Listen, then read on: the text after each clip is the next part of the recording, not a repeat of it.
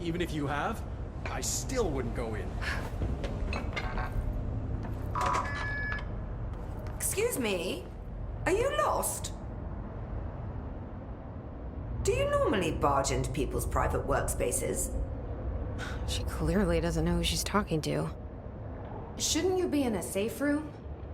Why? Because of those hiss things the Rangers keep going on about. Haven't you people sorted that out yet?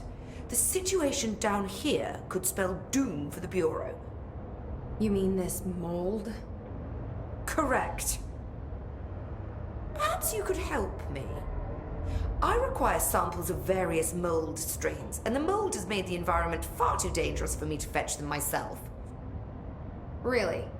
Mold samples? I thought this could spell doom.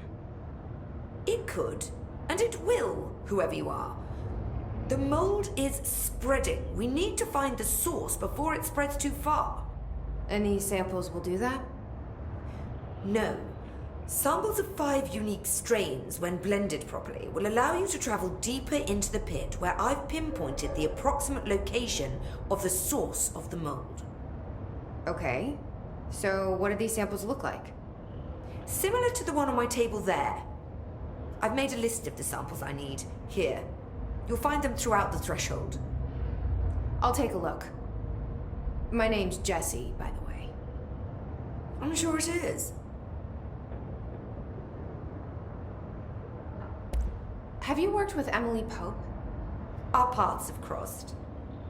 Darling arranged for us to have a coffee. A meeting of the minds, he called it. She's talented. I can certainly see her doing well here. I feel like there's a but coming. But she's drunk a bit too much of the Bureau's proverbial Kool-Aid. She shouldn't be afraid to forge ahead on her own. Science is skepticism. Everything must be questioned before the truth can emerge. So is Darling your boss? If you insist on clinging to such outdated hierarchies, then yes. However, I would argue that our fields are too dissimilar for one to manage the other. Of course, Darling would much prefer to find his own miracle solution to the Bureau's fungal frustrations. He always needs to be the hero. So tell me again how you came to work at the Bureau? Well, like I said, I was brought in as a special advisor. A temporary position, you see. although that's not the whole truth. I was employed here for a time, straight out of university.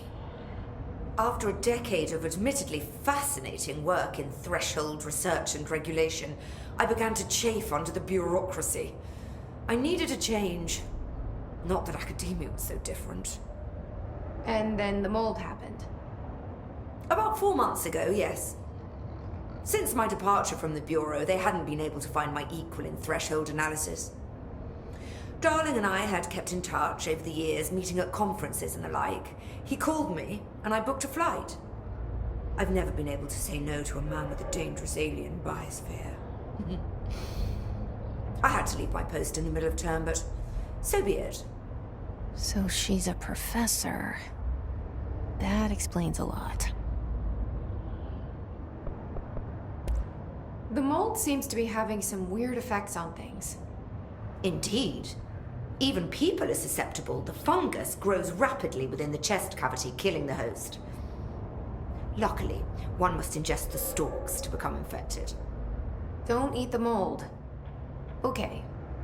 We've always cremated the infected bodies after autopsy, but I believe there may be another stage of maturity.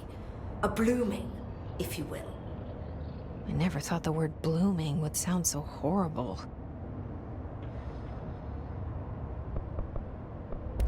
Thanks for the information. My pleasure.